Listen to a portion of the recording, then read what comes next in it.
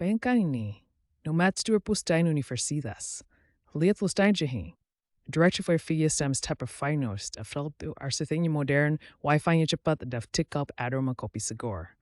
And berasumsi Anda berada di tempat di Kuala Lumpur, mungkin UM, mungkin UTM, mungkin tidak. Anda berada di Depok, Indonesia. Dan mahasiswa sebelah siu, dia bersustat semjang dari Malaysia untuk berbisetiniam. Universitas-universitas yang selalu kita sebut sudah ketinggalan zaman. Diam-diam mereka menjadi tujuan impian para mahasiswa kita sendiri. Itu bukan rumor. Itu adalah pola yang telah diamati Malaysia dalam diam selama bertahun-tahun. Teman saya dari Malaysia berkata, "Maaf, saluran ini tidak akan tercapai 10.000 pelanggan. Tidak ada yang mau menonton konten serius tentang negara tentang kita." Dia mengatakan, universitas-universitas di Indonesia tidak relevan bagi kita. Tetapi saya percaya kisah-kisah seperti ini layak didengar. Tunjukkan padanya bahwa dia salah. Berlangganan sekarang, dan buktikan bahwa kita cukup berpikiran terbuka untuk belajar, bahkan dari orang-orang terdekat kita. Assalamualaikum dan selamat datang. So freeze forward, jika ini hat sepat universitas skip ariat semua tuman dan tiam bukan melakari. Tidak nyalasain. Tetaplah menonton hingga pertengahan video ini, karena ada satu fakta tentang peringkat universitas di Indonesia yang akan membungkam bahkan analis pendidikan Malaysia yang paling skeptis sekalipun. Mari kita mulai dari tahun 1998. Karena disinilah cerita ini dimulai. Universitas-universitas di Indonesia sedang dalam krisis. Negara ini baru saja melewati salah satu krisis ekonomi terburuk dalam sejarah Asia Tenggara. Kampus-kampus kekurangan dana, laboratorium-laboratorium sudah usang. Beberapa mahasiswa Indonesia yang paling cerdas meninggalkan negara ini, mengemas barang-barang mereka untuk pergi ke Australia, Belanda, dan ya, Malaysia. Fenomena brain drain migrasi intelektual itu nyata, menyakitkan, dan telah didokumentasikan. Mahasiswa Malaysia pada waktu itu inspirasi pendidikan ke selatan. Mengapa juga mereka harus melakukannya? Narasi yang ada sudah jelas. Jika Anda menginginkan gelar yang serius di Asia Tenggara, Anda pergi ke Anda pergi ke UTM, atau Anda terbang lebih jauh ke barat. Indonesia tidak termasuk dalam percakapan itu. Bahkan hingga tahun 2010, peringkat internasional hampir tidak mengakui universitas-universitas di Indonesia. Persepsi di seluruh kawasan, termasuk di Malaysia, bersifat sopan namun meremehkan. Indonesia memiliki angka ratusan universitas, jutaan mahasiswa, tetapi tidak memiliki reputasi. Belum. Itu adalah foto sebelum kejadian. Dan semakin buruk kedengarannya, semakin dahsyat pula apa yang terjadi selanjutnya. Sekarang coba tebak ini. Saat ini Indonesia memiliki lebih dari 4.500 universitas dan lembaga pendidikan tinggi terdaftar, sistem pendidikan tinggi terbesar di Asia Tenggara berdasarkan jumlah total lembaga. Jika dikira-kira, hampir setengah total jumlah universitas di Inggris, Australia, dan Kansas Mason. Satu negara, satu keperluan, 40 house institusi. Ini lang jenar now actually seem to have still them good. Menurut QS World University Rankings 2024, Universitas Indonesia masuk dalam 200 universitas terbaik dunia, berada di posisi 206, mengungguli beberapa universitas ternama dan Amerika Latin. Dan UI tidak sendirian. Indonesia menempatkan 7 universitas di dalam QS Asia Top 200 pada tahun 2024. 7. Malaysia menempatkan 6. Bacalah itu lagi perlahan-lahan, tapi tunggu, disinilah letaknya yang menarik. First, Universitas Indonesia and the QS Benchmark. Dalam QS World University Rankings 2024, Universitas Indonesia berada di peringkat 26 secara global. Metodologi pemeringkatan QS dipublikasikan dan diverifikasi secara independen. Ini bukan prestasi yang diklaim sendiri. Ini adalah sebuah pengukuran. Dan UI memperoleh nilai yang sangat tinggi dalam reputasi pemberi kerja, yang berarti perusahaan global secara aktif mencari lulusan UI. Itu bukan metrik kesombongan. Itu adalah sinyal pasar. Second, Institut Teknologi Bandung and MIT's Research Acknowledgement. ATB, Institut Teknologi Bandung, telah dikutip dalam penelitian kolaboratif di bidang teknik dan ilmu material yang meneliti afiliasi MIT. Fakultas Teknik Pertambangan dan Perminyakan ITB dianggap sebagai salah satu program paling khusus di kawasan Asia Pasifik. Dan delegasi dari Universitas Teknik Vietnam dan Filipina telah secara resmi mengunjungi ITB untuk mempelajari struktur kurikulumnya. Hal ini didokumentasikan melalui catatan pertukaran jaringan Universitas ASEAN. Third, Universitas Gadjah Mada, and the World Bank. Kebijakan publik dan program pertanian UGM telah dirujuk dalam laporan pembangunan Bank Dunia yang berfokus pada ketahanan pangan Asia Tenggara.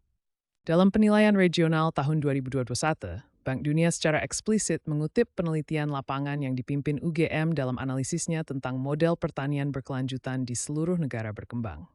Ini bukan rumor. Hal ini didokumentasikan dalam basis data publikasi akses terbuka Bank Dunia. Keempat, mahasiswa Malaysia memenuhi SETS. Data dari Kementerian Pendidikan, Kebudayaan, Riset, dan Teknologi Indonesia menunjukkan bahwa jumlah mahasiswa Malaysia yang terdaftar di Universitas-Universitas Indonesia meningkat secara stabil antara tahun 2019 dan 2023. Dengan UI, UJM, dan Universitas Airlangga termasuk dalam 3 tujuan utama. Mereka tidak hanya memilih karena harga. Mahasiswa Malaysia semakin banyak mendaftar di program kedokteran, kedokteran gigi, dan teknik, bidang-bidang di mana ketelitian akademis menentukan seluruh karier Anda. Pola itu terulang kembali. Kekaguman itu nyata. Hanjaja dithaduny. Tatha minggu. Enam kimbe bertushin, mengwa Indonesia, mengapa bukan Sherpura yang lebih tenisir, in tamal Australia yang menghargai Emirates global. Jawabannya strong dan mengejutkan. Singapura membangun universitas-universitas yang cerdas dengan pendanaan pemerintah besar, populasi yang kecil, dan puluhan tahun pen positioning ini yang disengaja. Universitas Nasional Singapura memiliki setiap keunggulan struktur saling cemurang.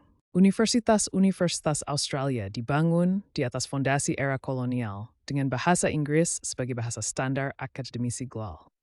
Mereka memiliki keunggulan yang tidak ada hubungan dengan jilahis. Namun Indonesia membangun universitas-universitas unggulannya di tengah gejolak politik, di 17.000 pulau, melayani 270 juta orang yang berbicara lebih dari 700 bahasa. ITB menghasilkan insinyur-insinyur yang dikutip dunia sambil menghadapi kekurangan dana kronis. UI melatih dokter dan ekonom sambil menavigasi demokrasi transisi. UGM menjalankan program penelitian sementara, sebagian besar wilayahnya masih memperdebatkan apakah universitas seharusnya menjadi prioritas anggaran.